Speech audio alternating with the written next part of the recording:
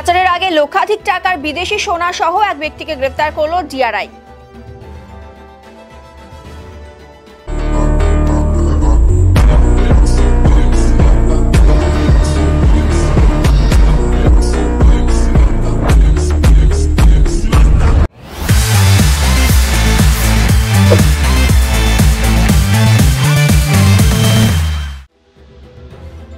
ধৃতের নাম জাহাঙ্গীর প্রামাণিক, দিনহাটার বাসিন্দা।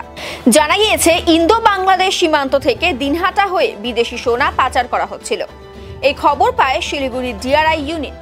এরপরই দিনহাটায় অভিযান চালায় ডিআরআই। একটি বাইককে সন্দেহের ভিত্তিতে আটক করে তল্লাশি নেওয়া হয়।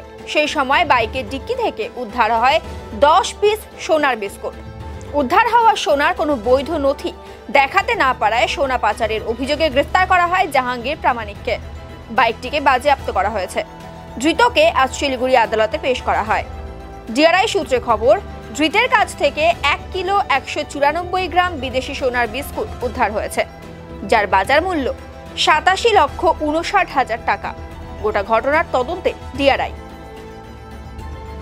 আজকের যে মামলাটা হয়েছে, জাহাঙ্গীর প্রামাণিক বলে আমার ক্লায়েন্টকে ডিআরআই অ্যারেস্ট করে নিয়ে এসছে এবং তার কাছ থেকে ওরা দেখাচ্ছে 87,55,000 টাকা, 59,000 ক্যাশ, একটা গোল্ড ভ্যালু রিকভারি হয়েছে। গোল্ড হচ্ছে আপনার 1 কেজি 194 গ্রাম সিজ দেখিয়েছে। আজকে ডিআরআই এবং কাস্টমসের অ্যাডভোকেটের হিয়ারিংয়ের পরে ওরা বলছে গোল্ডটা ফরেন গোল্ড।